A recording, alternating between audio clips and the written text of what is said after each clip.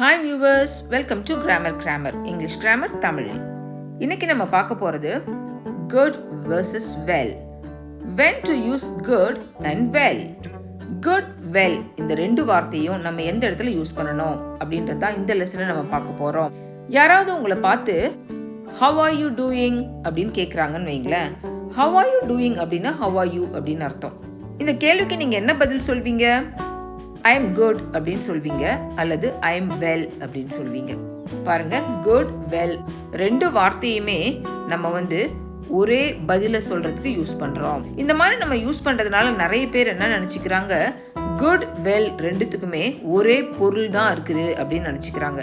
நான் நல்லா இருக்கிறேன் அப்படின்னு சொல்றதுக்கு I am good அப்படின்னு சொல்றோம், I am well அப்படின்னு சொல்றோம். good, well ரெண்டுமே ஒரே மீனிங் கொண்ட வார்த்தை தான் அப்படின்னு நினைச்சுக்கிறாங்க. ஆனா இதை பயன்படுத்துவதில் சில டிஃபரன்ஸ் இருக்குது. அது என்ன அப்படின்றது தான் இப்போ நம்ம பார்க்க போகிறோம். பாருங்க, முதல்ல நம்ம இந்த குட்டை எடுத்துக்கிட்டோம் அப்படின்னா, குட் அப்படின்ற வார்த்தையை ஒரு அட்ஜெக்டிவ் அப்படின்னு சொல்லுவோம். அட்ஜெக்டிவ் அப்படின்றது எப்பவுமே நவுனை பற்றி எக்ஸ்ட்ரா இன்ஃபர்மேஷனை நம்மளுக்கு கொடுக்கும். நவுன் அப்படின்னா பெயர் சொல். பெயர் சொல்லை விவரித்து சொல்ல பயன்படக்கூடிய வார்த்தை தான் அட்ஜெக்டிவ் அப்படின்னு சொல்லுவோம்.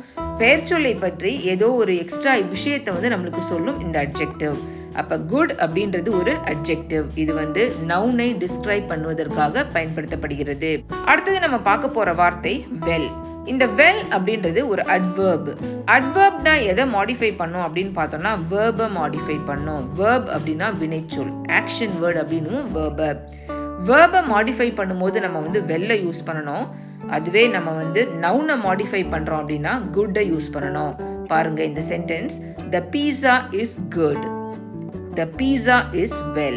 இது ரெண்டுத்துல எது சரி அப்படின்னு பார்த்தோம்னா the pizza is good அப்படின்றது தான் சரி. ஏன்னா இந்த good அப்படின்ற வார்த்தை பீட்சா அப்படின்ற நவுனை இங்க டிஸ்கிரைப் பண்ணுது.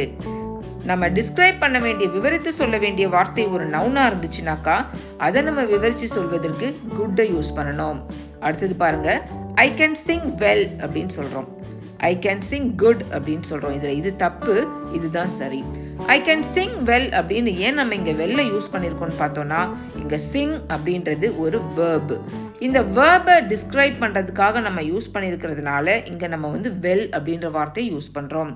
இப்போ உங்களுக்கு புரியும் நினைக்கிறேன். நீங்க நவுனை டிஸ்கிரைப் பண்றீங்க அப்படின்னா குட்டை யூஸ் பண்ணி டிஸ்கிரைப் பண்ணணும். வேர்பை டிஸ்கிரைப் பண்றீங்க அப்படின்னா வெல் அப்படின்ற வார்த்தையை யூஸ் பண்ணி டிஸ்கிரைப் பண்ணணும். இந்த வீடியோ உங்களுக்கு பிடிச்சிச்சுன்னா நம்ம சேனலை லைக் பண்ணுங்க, ஷேர் பண்ணுங்க, சப்ஸ்கிரைப் பண்ணுங்க. தேங்க்யூ.